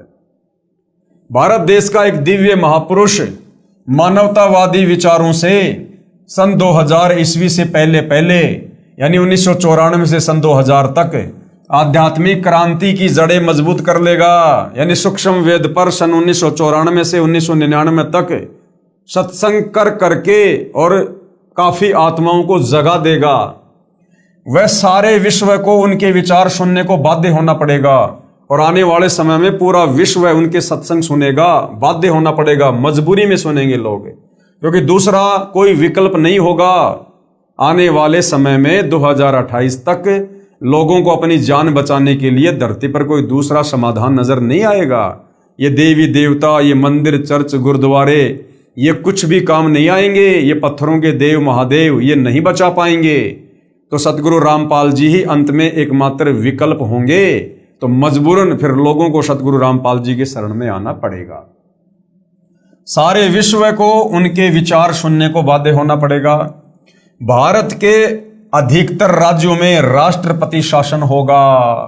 ये 2028 के आसपास के लिए भविष्यवाणी है। ये भारत देश के अधिकतर राज्यों का मतलब है भारत देश के जितने भी स्टेट हैं उनमें से ज्यादातर स्टेट में राष्ट्रपति शासन लगेगा, आर्मी शासन लगेगा, इमरजेंसी लगेगी। भारत के अधिकतर राज्यों में राष्ट्रपति शासन होगा, पर बाद में नेतृत्व धर्मनिष्ठ वीर लोगों पर होगा जो एक धार्मिक संगठन के आश्रित होंगे। और ये भारत देश के जो राजनेता हैं, मंत्री, प्रधानमंत्री, राष्ट्रपति, ये हाथ खड़े कर देंगे आने वाले समय में। और उसके बाद सतगुरु रामपाल जी के भक्तों के हाथों में भारत देश की कमान होगी। और जैसा सतगुरु रामपाल जी कहेंगे उसके बाद वैसा ही वो भगत करेंगे, जिससे फिर पूरे विश्व में धीरे धीरे धीरे धीरे शांति की स्थापना होगी।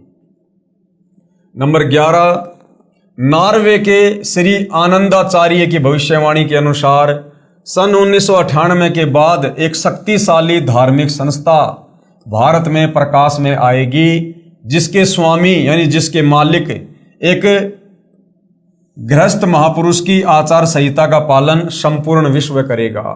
धीरे धीरे भारत औद्योगिक, धार्मिक और आर्थिक दृष्टि से विश्व का नेतृत्व करेगा और उसका विज्ञान यानी आध्यात्मिक तत्व ज्ञान ही पूरे विश्व को मान्य होगा। यानी आने वाले समय में हमारा भारत देश विश्व के सर्व राष्ट्रों में सर्वोपरि होगा, जगत गुरु होगा, धर्म गुरु होगा, विश्व गुरु होगा और सर्व संपन्न देश होगा, केवल सतगुरु रामपाल जी के प्रयास से, इस भक्ति के चलते। उपरोक्त भविष्यवाणियों के अनुसार ही आज विश्व में घटनाएं घट रही हैं।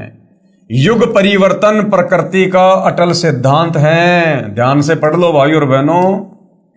जो युग परिवर्तन जिसका निर्धारित समय सतगुरु रामपाल जी ने इसी पुस्तक में आगे सन 1905 से लेकर 1928 तक अन्य भविष्य वक्ताओं से रखवा दिया है।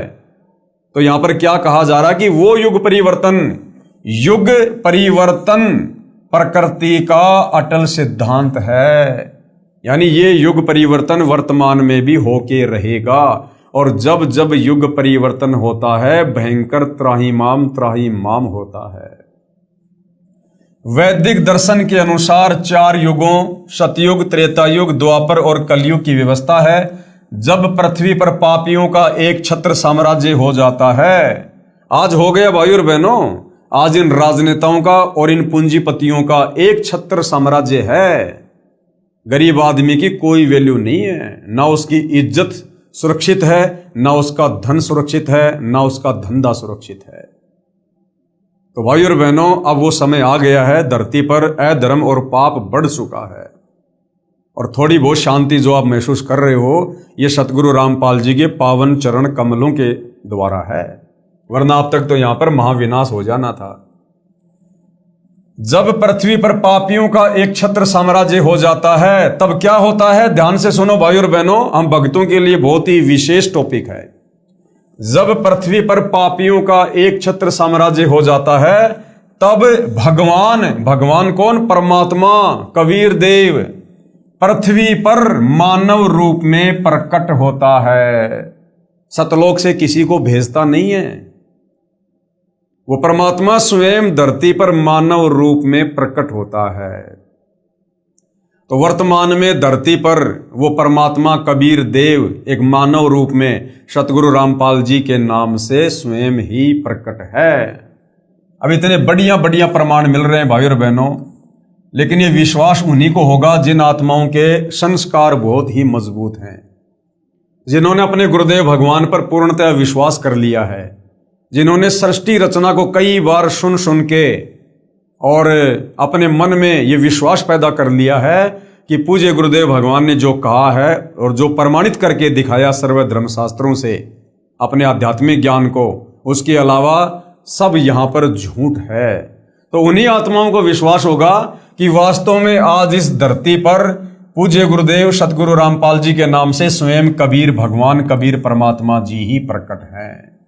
यानी सतगुरु रामपाल जी कबीर जी के कोई अवतार, उनके द्वारा भेजे गए दास या उनके द्वारा सतलोक से भेजी गई कोई आत्मा नहीं है, ये स्वयं ही परमात्मा है। मानवता के इस पूर्ण विकास का काम अनादिकाल से भारत ही करता आया है। मानवता के इस पूर्ण विकास का काम यानी आत्मा को आध्यात्मिक ज्ञान देकर, सतभक्ति देकर जागृत करने का काम, आप और हमें सतभक्ति मार्ग देकर अपने परमपिता परमेश्वर के विषय में जानकारी देने का काम ये भारत देश ही करता आया है। क्योंकि गुरुदेव भगवान बार बार कहते हैं कि बच्चों, ये जो भारत देश है ये अध्यात्म की यूनिवर्सिटी है। परमात्मा यहीं से अपने मार्ग की हर युग में शुरुआत करते हैं। मानवता के इस पूर्ण विकास का काम अनादिकाल से भारत ही करता आया है। इसी पुण्य भूमि पर अवतारों का अवतरण अनादिकाल से होता आ रहा है। लेकिन कैसी विडंबना है कि ऋषि मुनियों, महापुरुषों व अवतारों के जीवन काल में उस समय के शासन व्यवस्था व जनता ने उनकी दिव्य बातों व आदर्शों पर ध्यान नहीं दिया और उनके अंतर्ध्यान होने पर यानी उनके जाने पर दुगने उत्साह से उनकी पूजा शुरू करके पूजने लग जाते हैं। यानी कोई भी महापुरुष जब इस धरती पर प्रकट होता है हम आत्माओं के भले के लिए, हमारे उपकार के लिए, तो उस समय जो वर्तमान समय की शासन व्यवस्था होती है यानी उस समय के जो राजा होते हैं और उस समय की जो जनता होती है, उस समय तो उन महापुरुषों के साथ में वाद विवाद करेगी, लड़ाई झगड़ा करेगी कि तेरे को किसने भगवान बना दिया, भगवान तो निराकार है, तो हमारे जैसा इंसान है, माँ के गर्भ से जन्म लेके आया है। उनकी बातों पर कोई विशेष ध्यान नहीं देता है। जैसे आज से पहले 4 युगों में कबीर परमात्मा जी सतलोक से चलकर इस धरती का उद्धार करने के लिए, हमें आध्यात्मिक सुख और लाभ देने के लिए आए। सतयुग में सत सुकृत ऋषि के नाम से आए। मनु ने उनका नाम ही वामदेव रख दिया कि तू तो वेदों के उल्टा ज्ञान दे रहा है। उनकी बातों पर लोगों ने यकीन नहीं किया, विश्वास नहीं किया, वाद विवाद किया। उसके बाद त्रेता युग में कबीर परमात्मा मुनिंद्र नाम से आए, द्वापर में करुणामय ऋषि के नाम से आए और कलयुग में 650 साल पहले अपने ओरिजिनल नाम कबीर देव के नाम से आए, जिनको हम कबीर जी कहते हैं, कबीर साहिब कहते हैं।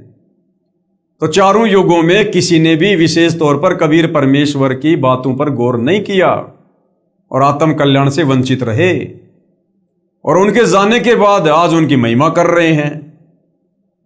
त्रेता युग में रामचंद्र जी आए, जैसा भी ज्ञान ध्यान समाधान लेकर आए थे, लोगों ने वो भी फायदा नहीं उठाया, उनके साथ में लड़ाई झगड़ा करने में लगे रहे, उनकी निंदा चुगली करने में लगे हुए।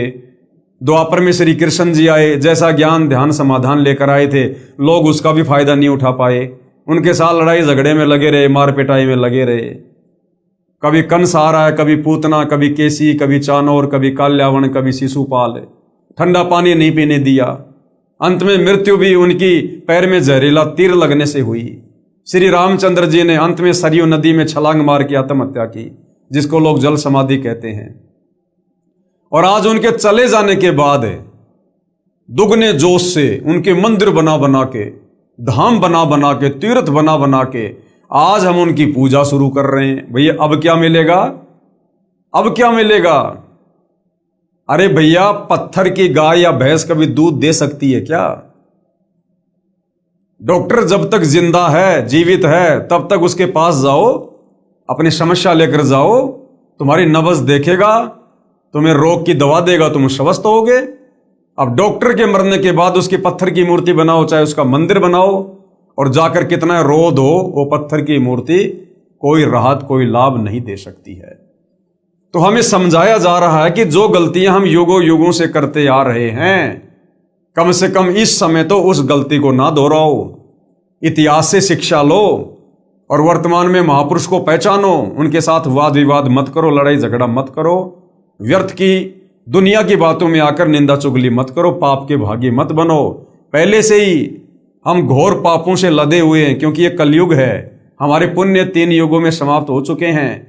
अब हर किसी की गाड़ी में केवल पाप कर्म लदे हुए हैं। ऊपर से संतों का अनादर करके, निंदा करके और ज्यादा पाप कर्मों की हम गठरी बांध रहे हैं। तो ऐसा करने से महादुखी हो जाएंगे। इसलिए समझाया जा रहा है कि जो गलतियां आज से पहले हुई हैं, अब वो गलतियां ना दोहराओ और सतगुरु रामपाल जी के सत्संग निष्पक्ष भाव से धैर्य के साथ सुनो।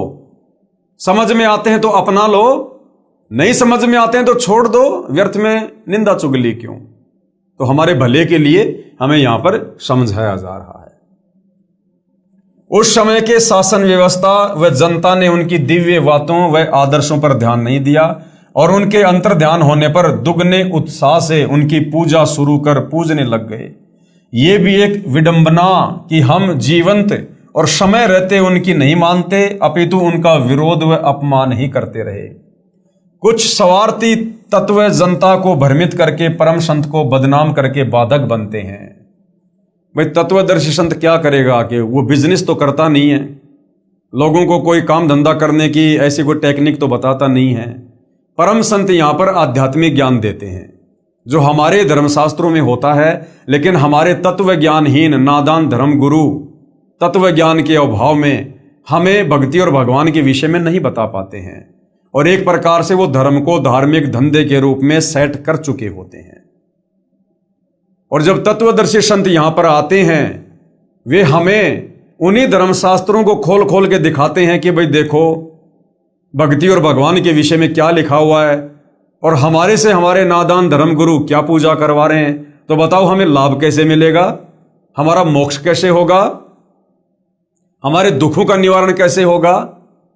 और जब जनता उस तत्वदर्शी संत की बातों पर ध्यान देती है और उसके बताए अनुसार सत साधना करती है तो वो अद्वितीय लाभ प्राप्त करने लग जाती है, जिसके चलते उन नकली संतों को चिंता होने लग जाती है कि यदि सारे लोग उस तरफ चले गए तो फिर हमारा धंधा कैसे चलेगा, हमारे बच्चे कैसे पढ़ेंगे।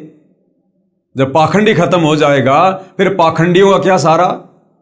जिस कारण से वो ज्ञानहीन धर्मगुरु उस तत्वदर्शी संत के खिलाफ जनता को गुमराह करके भड़का देते हैं और उस महापुरुष का विरोध करवा देते हैं, जनता को भी पाप का भागी बना देते हैं और फिर स्वयं भी अंत में नरक के भागी बनते हैं।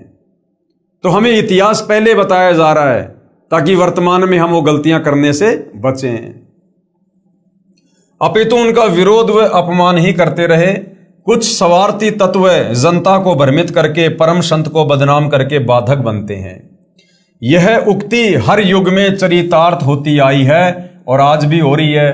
यानी सन 2006 में करोथा कांड हुआ, सतगुरु रामपाल जी ने क्या किया, वही किया जो चारों युगों में आकर वो करते हैं।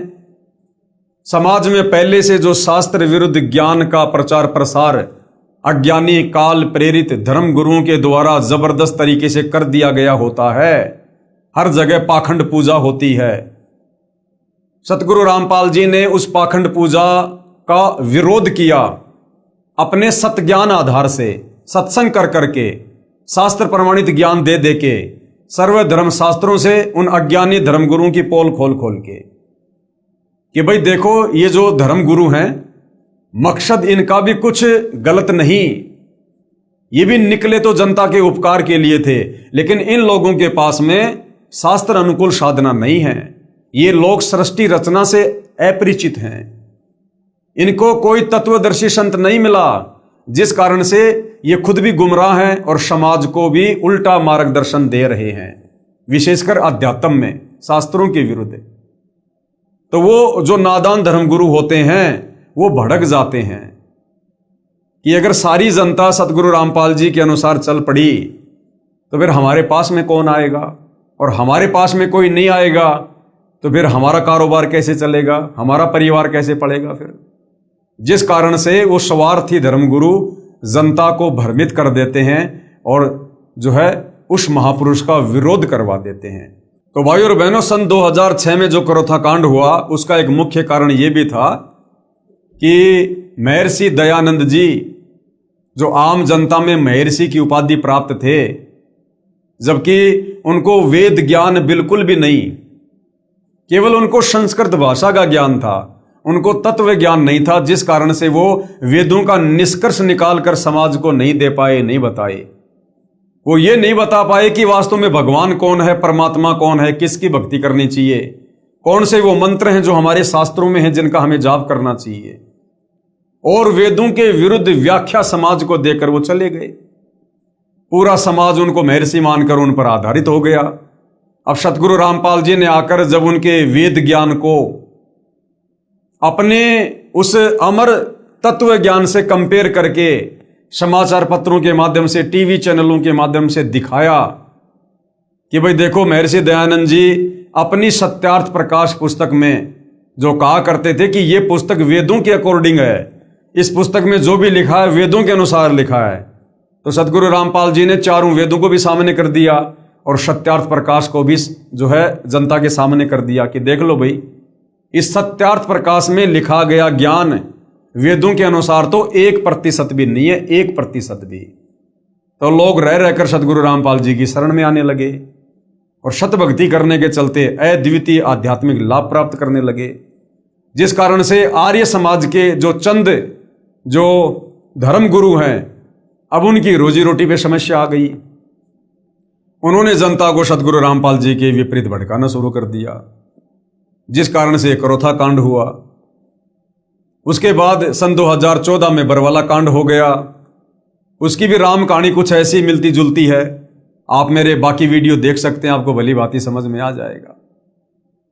तो कहने का मतलब है, जब कोई महापुरुष धरती पर आता है उस समय हमें उनके विचारों से पहले भली भांति परिचित होना चाहिए। चलो, आज से पहले तो हमारे पूर्वज अनपढ़ थे, अशिक्षित थे, इन धर्म गुरुओं के सामने बेचारों की बोलने की हिम्मत नहीं होती थी। अरे अब तो सतगुरु रामपाल जी ने सबकी धोती सी धो दी, इनको मुंह छुपाने के लिए जगह नहीं है। ऊपर से हमारे को अक्षर ज्ञान युक्त कर दिया, सभी धर्मशास्त्रों को सार्वजनिक करवा दिया। पहले धर्मशास्त्र हर जगह नहीं मिला करते थे, अब तो आपको हर मार्केट में, हर गली में, हर दुकान में मिल जाएंगे। ऊपर से सतगुरु रामपाल जी ने विज्ञान के द्वारा इन संस्कृत भाषा में लिखे धर्मशास्त्रों को हर भाषा में ट्रांसलेट करवा दिया, अनुवाद करवा दिया। उससे भी बढ़कर उन्होंने जो ये विज्ञान दी है, आप अपनी जेब से मोबाइल निकालिए, गूगल पे जाइए, आपको वेद के किस श्लोक का या गीता के किस अध्याय का आपको अनुवाद समझना है, आप लिखिएगा गूगल पे जाके, 2 मिनट में उसका जिस भाषा में आप चाहेंगे उसी भाषा में उसका जो अनुवाद है आपके सामने होगा। तो इतना सरल कर दिया, इतना आसान कर दिया अध्यात्म को समझना। तो अब तो कम से कम किसी के बहकावे में मत आइए, अब तो कम से कम अपनी बुद्धि विवेक का इस्तेमाल कीजिए। पहले किसी महापुरुष के विचारों से भली भांति परिचित होइए। जब तक आप किसी के सत्संग नहीं सुनेंगे, किसी के विचार नहीं सुनेंगे, आप कैसे निर्णय कर सकते हैं कि कौन सही है और कौन गलत है? तो उसके बाद ही फिर आगे कोई कदम इंसान को उठाना चाहिए, अन्यथा हम पाप के भागी बनते हैं। तो ये गलती कम से कम वर्तमान की जो पीढ़ी है उसने नहीं करनी चाहिए। जो महापुरुष हजारों कष्टों को सहन कर अपनी तपस्या व सत्य पर अडिग रहता है, उसकी बात असत्य नहीं हो सकती। सत्य पर अडिग रहते हुए ईसा मसीह ने अपने शरीर में कीलों की भयंकर पीड़ा झेली। शुक्रात ने जहर का प्याला पिया। श्री राम तथा श्री कृष्ण जी को भी यातनाओं का शिकार होना पड़ा। और ईसा मसीह ने फिर जाते जाते क्या कुछ कहा। ईसा मसीह ने कहा था कि पृथ्वी और आकाश टल सकते हैं, सूर्य का अटल सिद्धांत है, उदय अस्त वो भी निरस्त हो सकता है, लेकिन मेरी बातें कभी झूठी नहीं हो सकती। मेरी बातें कभी झूठी नहीं हो सकती। तो कौन कौन सी वो बातें हैं जो आने वाले युग परिवर्तन के समय में घटित होंगी, उसके ऊपर भी दास ने एक 4 घंटे का वीडियो बाइबल से बना रखा है। आप जी सोशल मीडिया पर जाकर देख सकते हैं। सजनों, यदि आज के करोड़ों मानव उस परम तत्व के ज्ञाता संत को ढूंढकर स्वीकार कर उसके बताए पथा अनुसार अपनी जीवन शैली को सुधार लेंगे, तो पूरे विश्व में सद्भावना, आपसी भाईचारा, दया तथा सद्भक्ति का वातावरण हो जाएगा।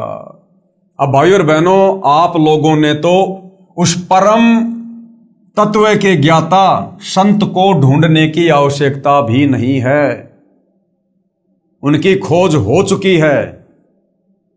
और वैसे उनको कोई खोज नहीं सकता। परमात्मा को कौन खोज लेगा? किसकी औकात है? वो तो स्वयं आकर यहां अपनी जानकारी देते हैं, स्वयं ही अपनी पहचान करवाते हैं। वो स्वयं ही आकर हमें अपना हाथ पकड़ाते हैं। उस परमेश्वर को कोई ढूंढ नहीं सकता, कोई खोज नहीं सकता। ये सतयुग त्रेता द्वापर से हमारे साधु संत महात्मा ऋषि, जिनकी लाखों और हजारों वर्षों की उम्र हुआ करती थी, जंगलों में जा जाके शरीर को गड़ा गड़ा के नष्ट हो गए। उनको तो 21 ब्रह्मांड के नकली भगवान काल की छाया के दर्शन भी नहीं हुए। वो तो आज तक काल के दर्शन भी नहीं कर पाए। उस परमेश्वर को ढूंढना खोजना ये इंसान की कल्पनाओं से भी बाहर की बात है। ये तो वर्तमान समय में इस पृथ्वी के मानव समाज का परम सौभाग्य है जो परमात्मा स्वयं सतलोक से चलकर धरती पर प्रकट हैं और रह रहकर आप और हमारे तक अपनी जानकारी पहुंचा रहे हैं। हमें सहज में ये सत भक्ति मार्ग देकर हमारी आत्मा का कल्याण करना चाह रहे हैं।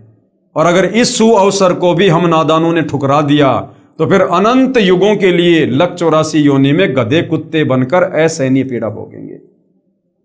तो समझदार व्यक्ति कभी भी ऐसी आपत्ति मोल नहीं लेगा और परम संत के वचनों को सुनेगा, समझेगा और उनकी शरण में आकर अपनी आत्मा का कल्याण करवाएगा।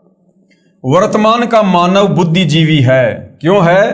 क्योंकि वर्तमान का समय विशेष है। ये कलयुग की बिचली पीढ़ी है, मोक्ष का प्राइम टाइम है जो परमात्मा कबीर साहिब जी ने पहले से निर्धारित किया हुआ था। और इस समय ही परमात्मा ने इस जीव को इतनी सुविधा देनी थी। जैसे ये विज्ञान है, टेक्नोलॉजी है, तरह तरह के ये वैज्ञानिक जो ये उपकरण है, TV, radio, internet, satellite, aeroplane, helicopter और भी बहुत सारी सुख सुविधा, एसी, पंखे, ये कूलर वगैरह, मोटरसाइकिल वगैरह। भाई और बहनों, आज से पहले क्यों नहीं थी ये? पूरा सतयुग बीत गया, त्रेता युग बीत गया, द्वापर युग बीत गया, कलयुग 5000 साल बीत गया। लोग पशुओं को खिलाने के लिए जो चारा काटा जाता है, उस चारे को काटने वाली हाथ वाली मशीन भी नहीं बना पाए थे। इतनी भी बुद्धि नहीं थी। और अब परमपिता परमेश्वर जी ने जब ठीक का समय आया तो अपने रिमोट से इंसान को बुद्धि दे दी और परमेश्वर ने विज्ञान का आविष्कार करवा दिया, तरह तरह के वैज्ञानिक उपकरण बनवा दिए। अरे भाई, जिस मटेरियल से ये वैज्ञानिक उपकरण बनाए गए हैं, ये मटेरियल तो सतयुग में भी था, त्रेता युग में भी था, द्वापर में भी था। अरे जमीन को खोद खोद के ये कच्चा मटेरियल निकाल के मशीनों में उसको ढाल के उसके बाद ही तो लोहा है, प्लास्टिक है, एल्यूमिनियम है, ये आपका तांबा है, तरह तरह की धातुएं हैं जिनसे ये चीजें बनाई गई हैं। तो ये सारी चीजें तो धरती में सतयुग में भी थी, त्रेता में भी थी, द्वापर में भी थी। लेकिन भाई और बहनों, परमेश्वर ने वर्तमान का जो समय है इसी को भक्ति के लिए सेलेक्ट किया हुआ था और ये सारी सुविधा गुरुदेव भगवान ने वर्तमान में ही हमको देनी थी इस भक्ति में सहयोग के लिए, ताकि हमारा समय व्यर्थ ना हो और हम ज्यादा समय भक्ति को दें, परमात्मा के सुमरण को दें। लेकिन काल ने इस विज्ञान का दुरुपयोग किया, आप और हमें केवल माया की दौड़ में लगा दिया, भौतिकतावाद में उलझा के रख दिया। लेकिन अब वो समय आ गया है। अब कबीर परमेश्वर सतगुरु रामपाल जी के आशीर्वाद से, उनके सत ज्ञान से परिचित होकर अब दुनिया परमेश्वर के द्वारा प्रदान की गई इन तमाम भौतिक वस्तुओं का इस भक्ति मार्ग में सदुपयोग करेगी। तो अब वो समय आया है भाई और बहनों। वर्तमान का मानव बुद्धिजीवी है, इसलिए उस संत के विचारों को अवश्य स्वीकार करेगा तथा धन्य होगा। वह संत है जगत गुरु तत्वदर्शी सतगुरु रामपाल जी महाराज। और कृपया पढ़िए सतगुरु रामपाल जी महाराज की संक्षिप्त जीवनी जो सर्व भविष्यवाणियों पर खरी उतर रही है। तो भाई और बहनों, आज आप और हमें कबीर परमेश्वर सतगुरु रामपाल जी ने मनुष्य जन्म देकर जो विशेष बुद्धि प्रदान की है, हमने उसका विशेष फायदा इस अध्यात्म को समझकर उठाना चाहिए। भाई, जैसे त्रेता युग में रामचंद्र जी आए, क्या आप और हम वर्तमान के इंसानों से रामचंद्र जी में ज्यादा बुद्धि नहीं होगी? अरे त्रेता युग का समय कितना अच्छा माहौल होगा, धरती पर जंगल होंगे, बढ़िया शुद्ध वातावरण होगा, बढ़िया ऑक्सीजन होगी। ये वर्तमान की तरह गाड़ी घोड़ों की, एसी की, इस प्रकार के भौतिक संसाधनों की ये भागा दौड़ नहीं थी। लोग बड़े सदाचारी थे, नेक नीति ईमानदारी से जीवन यापन करते थे, भगवान से डरते थे, वेदों के अनुसार भक्ति करते थे, धर्म कर्म को लोग जानते थे। ये वर्तमान की तरह लोग पैसे के पीछे नहीं भागा करते थे। तो सोचिए त्रेता युग का समय और स्वयं धरती पर विष्णु जी रामचंद्र रूप में, वो विष्णु अवतार रामचंद्र जी। क्या आज हम इस कलयुग के इंसान जो हर प्रकार से विषय विकारी हैं, बुराइयों में घिरे हुए हैं, लोभ लालच हमारे अंदर भरा हुआ है, क्या आप और हमारे अंदर श्री रामचंद्र जी से भी ज्यादा बुद्धि है क्या? जो हमने ये वैज्ञानिक उपकरण बना लिए होंगे, हमारी बुद्धि उन त्रेता युग के मनुष्यों की तुलना में ऊंट के मुंह में जीरे के बराबर भी नहीं है। हम नेक नीति ईमानदारी में, इंसानियत में, मानवता में श्री रामचंद्र जी और जो त्रेता युग में जो इंसान थे उनके पैर के नाखून के बराबर भी नहीं है। तो फिर वर्तमान का इंसान अपनी बुद्धि से, अपने स्तर से इस विज्ञान को कैसे बना सकता है? कैसे हेलीकॉप्टर बना सकता है? कैसे वायुयान बना सकता है? जब श्री रामचंद्र जी नहीं बना पाए, क्या उनको एरोप्लेन की आवश्यकता नहीं थी? अरे जब उनकी पत्नी को रावण उठाकर ले गया था और उन्होंने सेना लेकर जानी थी लंका में, तो चाहते तो वो भी एरोप्लेन बना लेते, हेलीकॉप्टर बना लेते। उनको समुद्र पे वो पुलिया बनाने की आवश्यकता क्यों? क्या उनको जरूरत नहीं थी क्या एरोप्लेन की? लेकिन उस समय परमात्मा ने ये विज्ञान नहीं देनी थी, इंसान को ये बुद्धि नहीं देनी थी।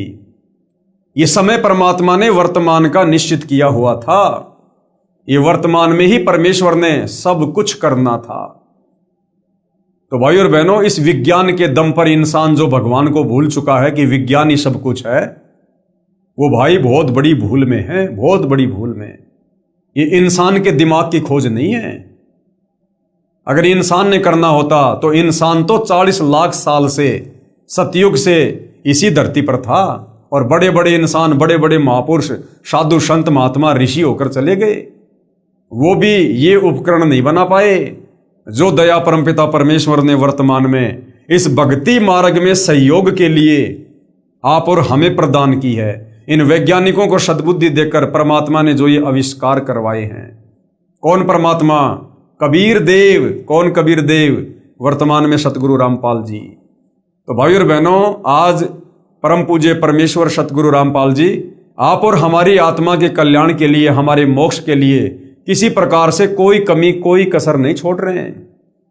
तो आप और हमारी भी जिम्मेदारी बनती है कुछ 2 कदम आगे बढ़ने की, बुद्धि विवेक का इस्तेमाल करने की। पहचानो अपने परमपिता परमेश्वर जी को। इस काल ने हमें जाति और धर्मों की दीवारों में बांध के रख दिया। ये सर्व के तारणहार हैं, सर्व के उद्धारक हैं, सबके शुभ चिंतक हैं, क्योंकि सतगुरु रामपाल जी सर्व सृष्टि के रचयिता हैं। सभी आत्माओं को इन्होंने अपने वचन से उत्पन्न किया था सतलोक में। सृष्टि रचना पढ़ोगे तब आपको समझ में आएगा। तो ये असल में हमारे पिता हैं, हमारी आत्मा के पिता हैं। और यदि हमने इनको इस समय इनके ज्ञान को समझकर ना पहचाना, तो भाई और बहनों, फिर हम लंबे समय के लिए इस काल बलि के 21 ब्रह्मांड में यहीं पर असहनीय कष्ट और पीड़ाओं का सामना करने के लिए छोड़ दिए जाएंगे।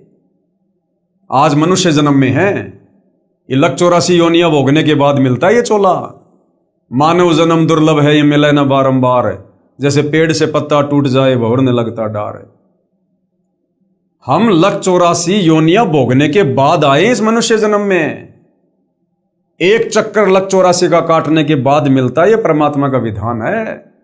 कोई ये ना समझे मैं आज राष्ट्रपति हूं, प्रधानमंत्री हूं, गांव का सरपंच हूं, बहुत बड़ा पैसे वाला हूं, मैं बड़ी सेलिब्रिटी हूं, मैं कोई क्रिकेटर हूं, कोई हीरो हूं, तो मैं तो पहले भी ऐसा ही था और मैं तो आगे भी ऐसा ही रहूंगा।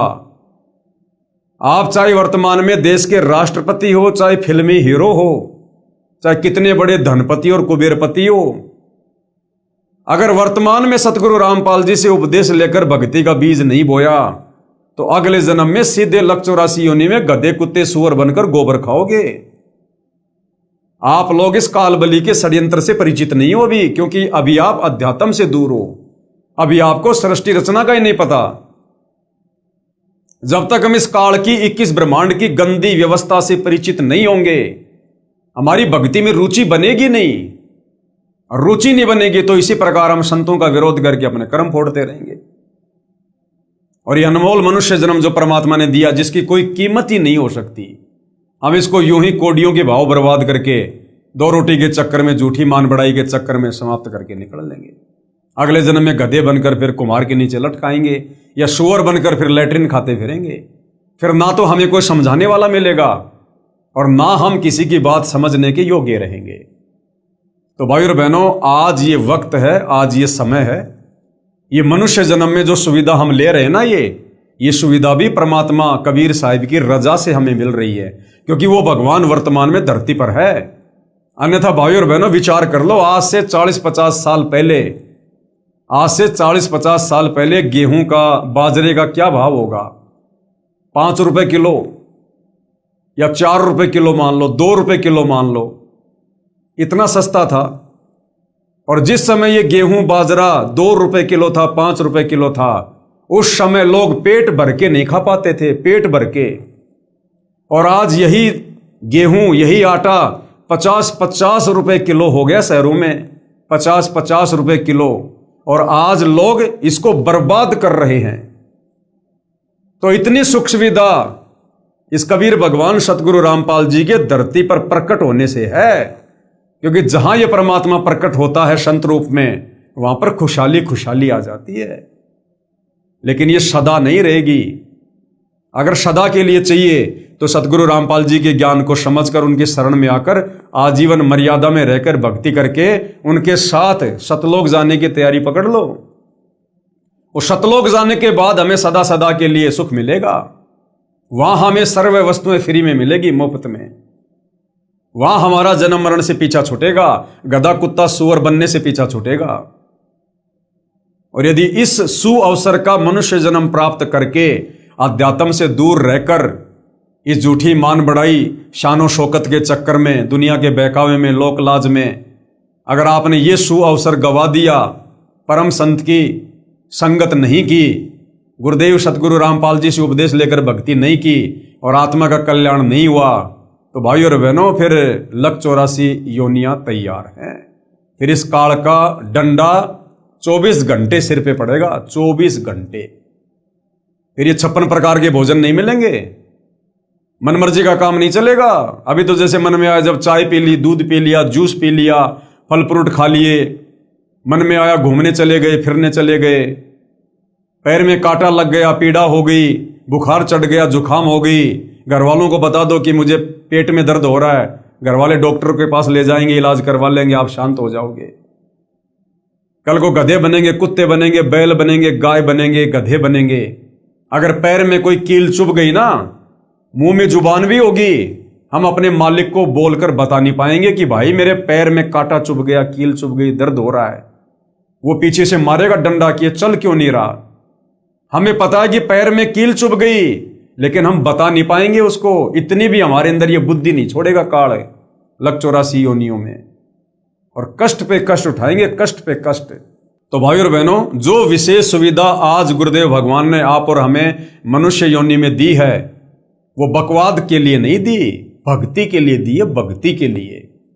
और परमेश्वर के इस अनमोल गिफ्ट को यदि हमने सदुपयोग नहीं किया, सत भक्ति नहीं की, तो परमेश्वर फिर बहुत तगड़े तरीके से नाराज होगा, तगड़े तरीके से।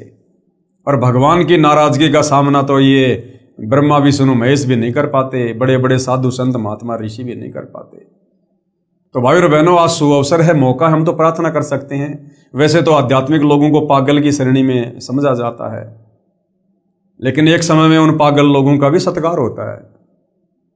जब द्वापर में श्री सुदामा जी थे, कितने गरीब थे, कितने निर्धन थे, कैसे अपना गुजारा किया करते थे, लोग उनको पागल मूर्ख कहा करते थे। क्या रखा भक्ति में, क्या रखा, कुछ नहीं, तेरी हालत देख, तेरे को क्या दे दिया भगवान ने। आज उस सुदामा की कथाएं घर घर में सुनी जाती है, घर घर में कही जाती है। तो कहने का मतलब है, जब कोई महापुरुष धरती पर होता है ना, उस समय हम उनकी पहचान नहीं कर पाते और हम उनसे फायदा नहीं उठा पाते, और जाने के बाद फिर हम उनके गीत गाते। अब झूठे गीत गाने से क्या मिलेगा? कुछ नहीं मिलेगा। तो आज मौका है, स्वयं कबीर भगवान तत्वदर्शी संत के रूप में जगत के तारणहार के रूप में सतगुरु रामपाल जी के नाम से स्वयं धरती पर प्रकट हैं। अरे इनके जाने के बाद तो दुनिया इनकी महिमा करेगी, दुनिया। लेकिन बाद में सूखी महिमा करने से क्या फायदा? फायदा तो इनके शरीर में रहते रहते उठाओ, रहते रहते। बाद में तो केवल सूखी महिमा रह जाएगी, हम मोक्ष से वंचित रह जाएंगे। और मोक्ष के लिए मिला है। तो भाई और बहनों, विचार आप और हमने ही करना पड़ेगा। तो बहुत सारे भविष्य वक्ता हैं जिन्होंने आप और हमारे विश्वास के लिए सतगुरु रामपाल जी को लेकर, वर्तमान समय को लेकर काफी भविष्यवाणियां की हैं। तो आप और हमें विश्वास होना चाहिए और भक्ति मार्ग पर और ज्यादा दृढ़ता आनी चाहिए। जो अभी नए नए हैं उनको भक्ति मार्ग से जुड़ना चाहिए, और जो सतगुरु रामपाल जी से उपदेश लेकर भक्ति मार्ग पर लग चुके हैं उनको दृढ़ हो जाना चाहिए। अगर साक्षात ये काल बलि भी धरती पर किसी संत रूप में प्रकट होकर या किसी सतगुरु रामपाल जी के विरोधी के रूप में प्रकट होकर यदि हमें भ्रमित करने का प्रयास करे, इस भक्ति मार्ग से डगमग प्रयास करे, हमारी कोई मर्यादा तोड़वाने का प्रयास करे, तो हम इतने दृढ़ हों कि उस काल बलि को भी मुंह की खाकर जानी पड़े। तो भाई और बहनों, आप और हमने फायदा उठाना, फायदा इस मनुष्य चोले को सफल करना है। तो भाई और बहनों, आज के ज्ञान गंगा पर बन रहे इस वीडियो में केवल इतना ही। नेक्स्ट वीडियो में हम परम पूज्य परमेश्वर सतपाल जी का जो संक्षिप्त लीला में जीवन है उसके विषय में हम थोड़ी सी जानकारी प्राप्त जो है वो करेंगे। तो आज के वीडियो में केवल इतना ही। गुरुदेव भगवान हम सबको आज्ञा दे, सद्बुद्धि दे, हमारा मार्गदर्शन करे। बंदी छोड़ सतगुरु रामपाल जी परमेश्वर जी की जय हो।